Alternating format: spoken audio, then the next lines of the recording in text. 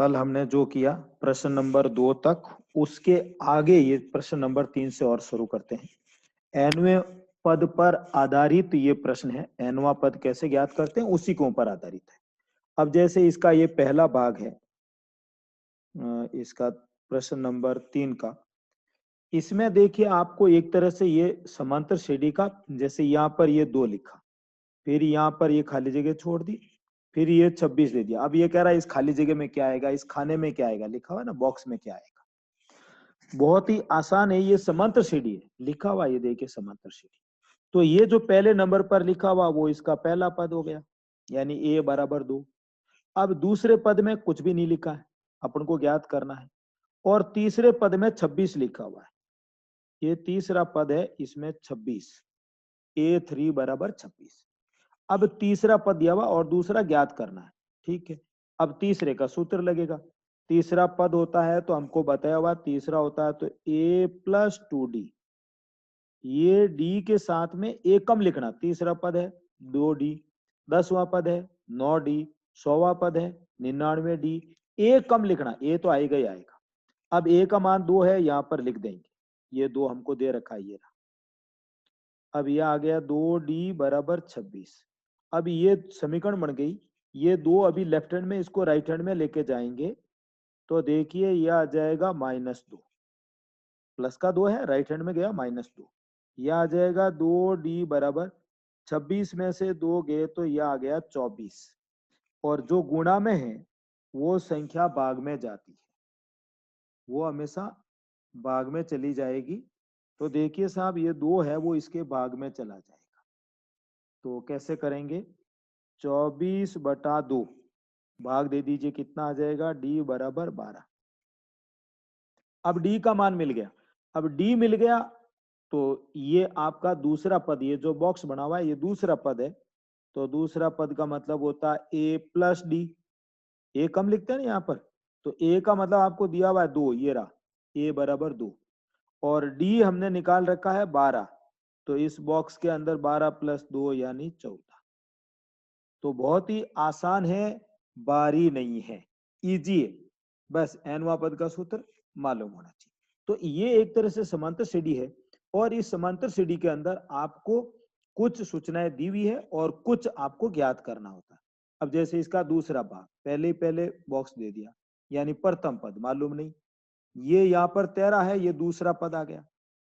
फिर आगे तीसरे पद में ये बॉक्स बना के दे दिया, मालूम नहीं। फिर ये चौथा पद 3 दे दिया, यानी पहला पद मालूम नहीं, दूसरा पद मालूम है, आपको दे दिया 13, तीसरा मालूम नहीं, चौथा पद आपको दे दिया 3।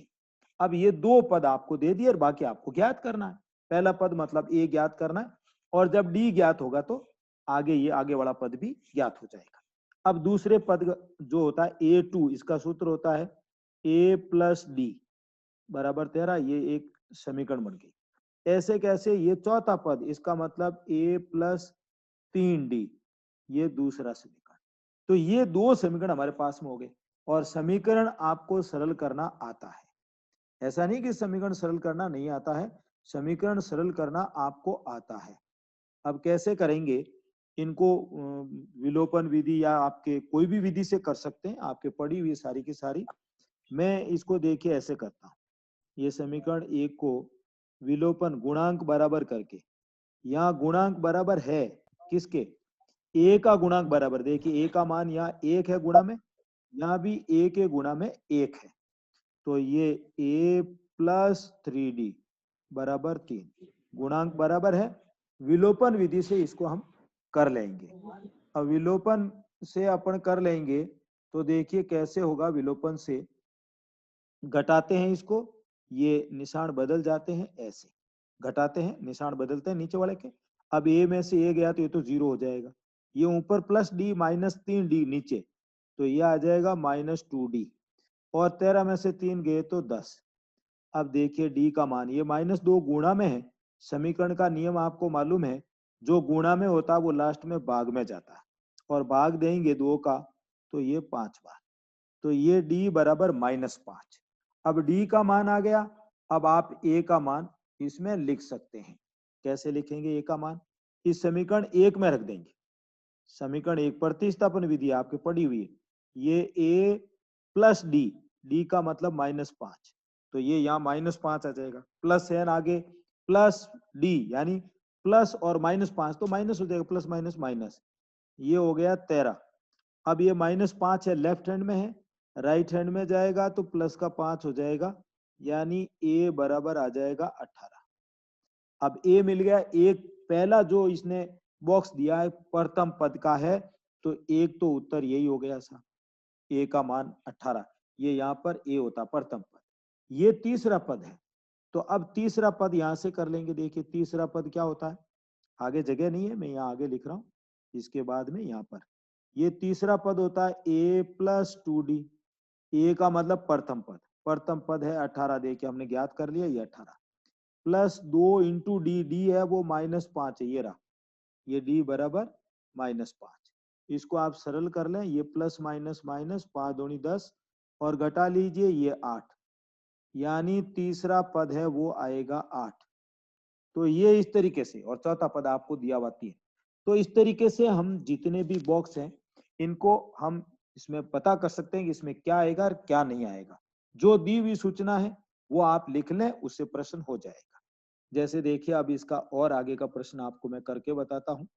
ये जैसे इसका देखिए तीसरा भाग है, तीसरे को करके बताता हूँ आपको, यहाँ पर कर देता हूँ। ये तीसरा भाग, तीसरे में है देखिए ये 5 और 5 के बाद में फिर बॉक्स बना दिया, यानी ये पता नहीं खाली जगह, फिर ये खाली जगह और फिर ये 9 से 1/2।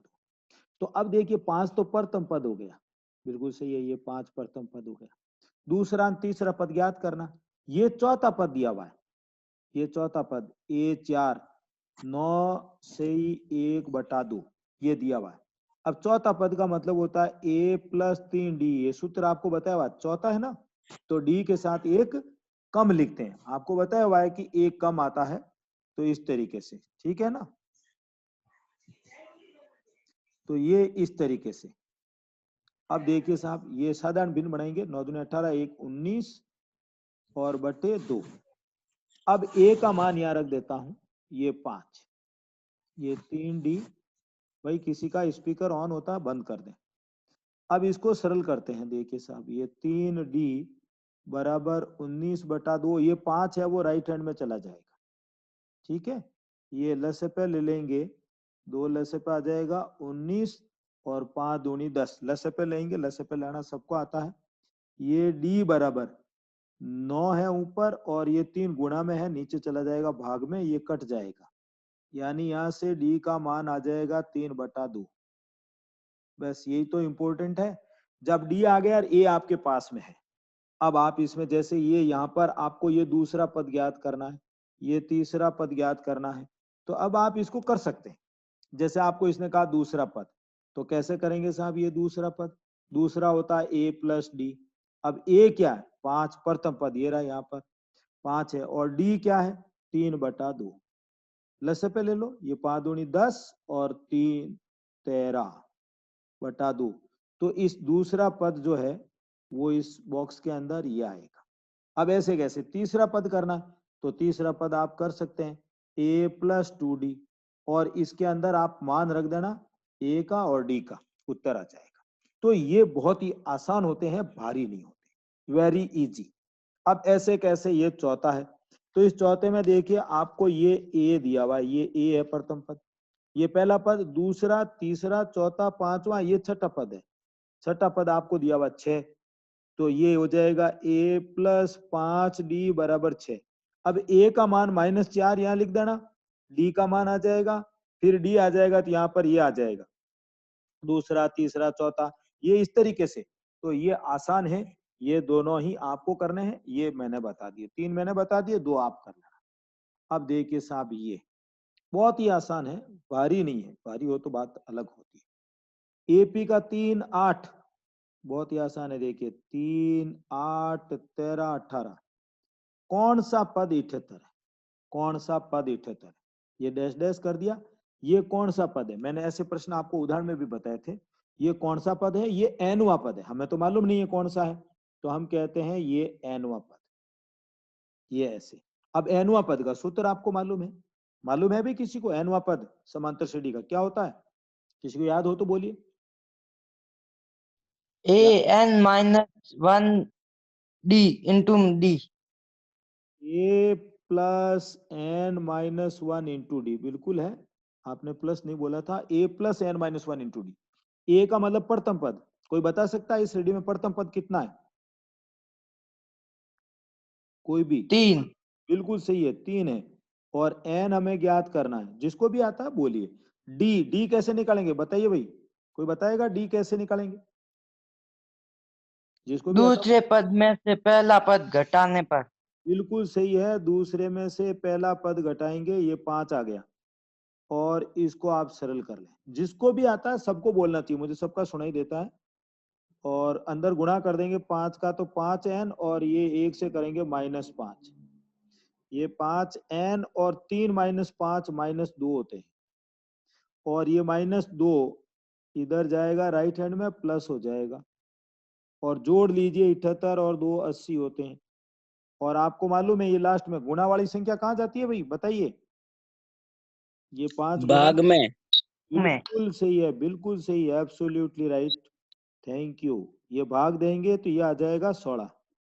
तो इसके अंदर ये कह रहा है कि इसमें कौन सा पद 78 है? तो कौन सा पद 78 हो गया? 16वां पद 78 है, 16वां पद 78 है। तो बहुत ही आसान है, भारी नहीं है, बस आप खुद बोल रहे हैं, देखिए आपको खुद को आता है। और जहां भी कहता हूं बोलिए तो वहां बोलिए, कोई घबराने की जरूरत नहीं होती। अब देखिए 5वां, निम्नलिखित समांतर श्रेणियों में से प्रत्येक श्रेणी में कितने पद हैं? अब देखिए साहब, ये ऐसे दिया हुआ 7, 13, 19, और ये कहता है इसके अंदर कितने पद हैं। अब कितने पद ऐसे मत करना, ये 1 2 3 ये 4 पद, ऐसे नहीं, बीच में डैश डैश है। तो ये आपको पदों की संख्या यानी n ज्ञात करना है। कोई मुझे बता सकता है इसके अंदर कौन सा सूत्र लगेगा? कि साहब इस सूत्र से आपको n मिल जाएगा, कौन सा सूत्र?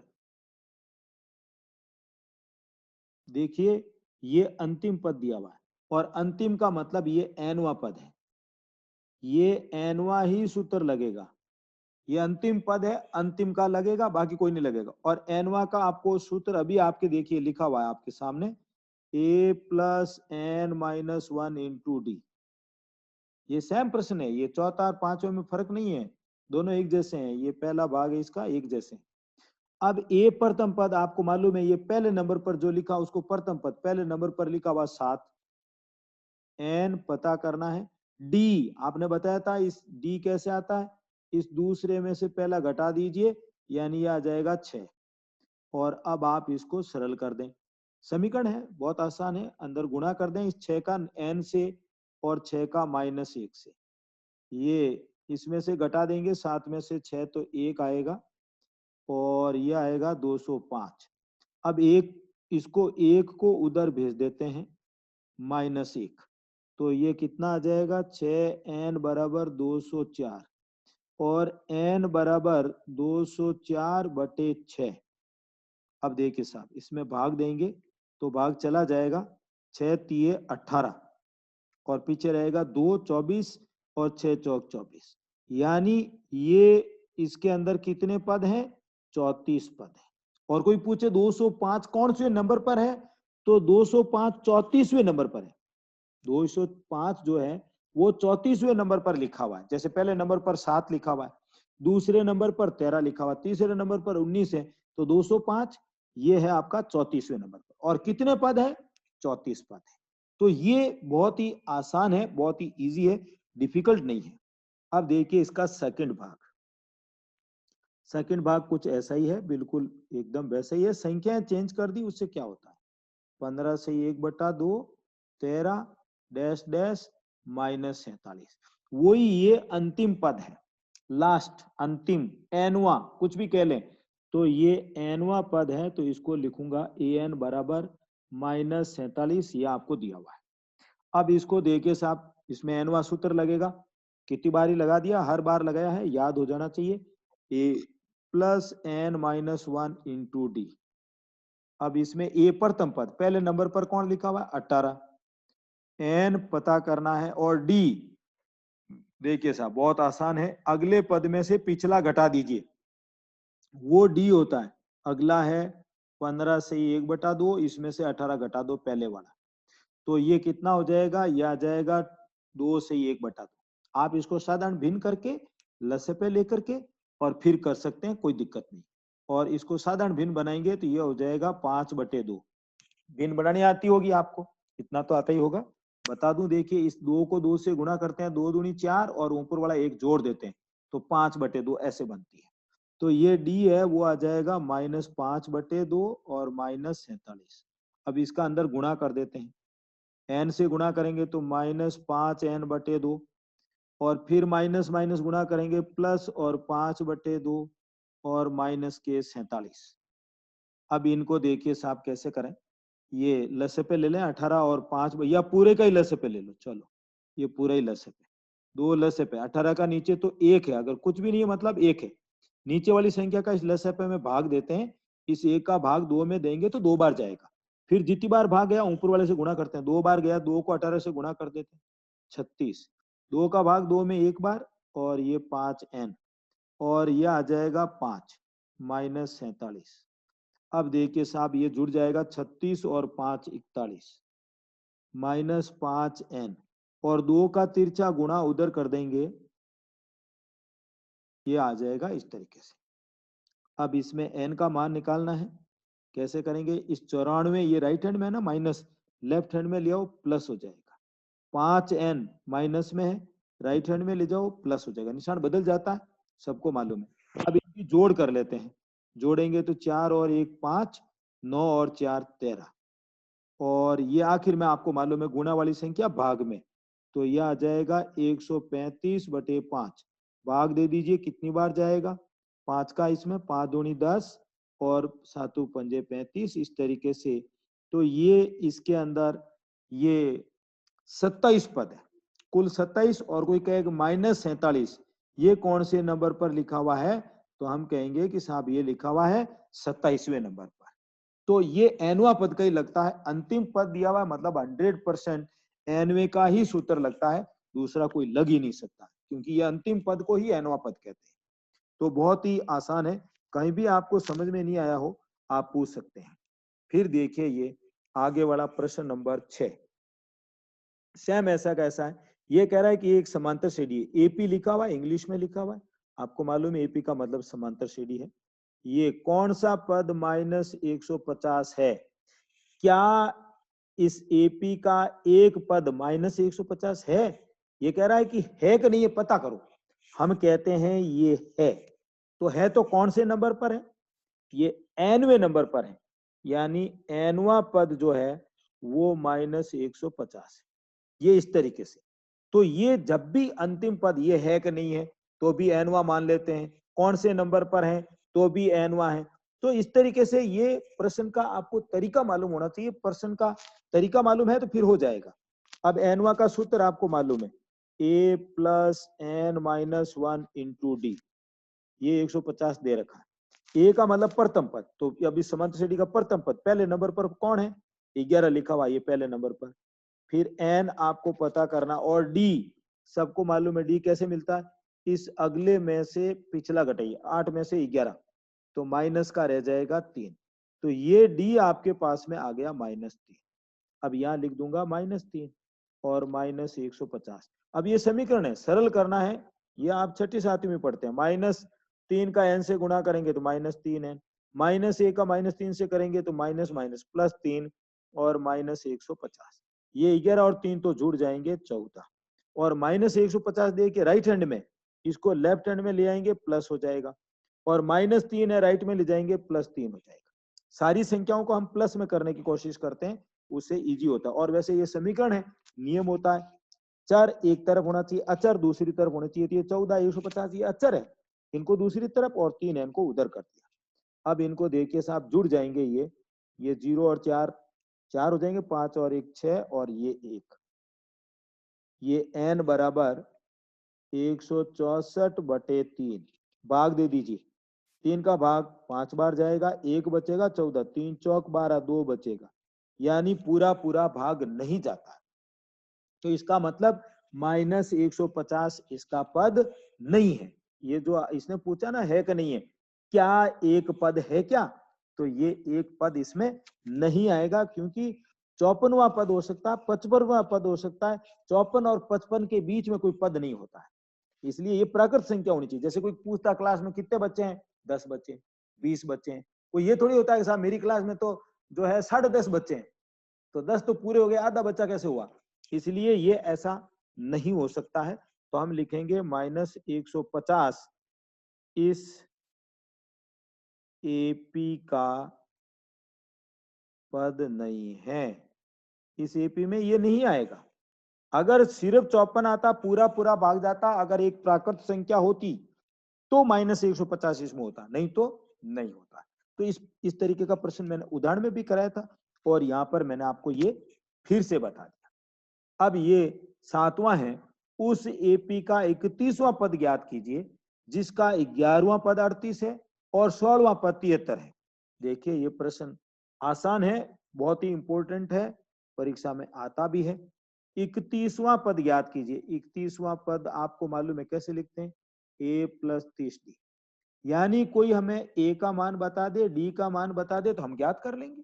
और उसको ज्ञात करने के लिए और d ज्ञात करने के लिए हमको समीकरण दे दिया। देखिए लिखा 11वां पद, 11वां पद 38 और 16वां पद, ये 16वां पद 73। अब 11वां पद को क्या लिखूंगा, a + 10d, ये 38, और 16वां पद को लिखूंगा a + 15d। अब ये आपके पास में दो समीकरण हो गई, 1 और 2। वही विलोपन विधि ऊपर किया था, ऊपर नीचे लिख के घटा दीजिए, इसमें से a कट जाएगा, d का मान आ जाएगा, फिर d का मान 1 में या 2 में किसी में भी रख देना, a आ जाएगा। जब a और d आ जाएगा तो यहाँ पर इसमें रख देना अपना आप 31वां पद आ जाएगा। तो ये बहुत ही इंपॉर्टेंट है, इसको आप पूरा कर लेना। ऐसे नहीं हो कि आप इसको नहीं करें। आपको कोई समस्या हो आप पूछ सकते हैं, कोई दिक्कत नहीं।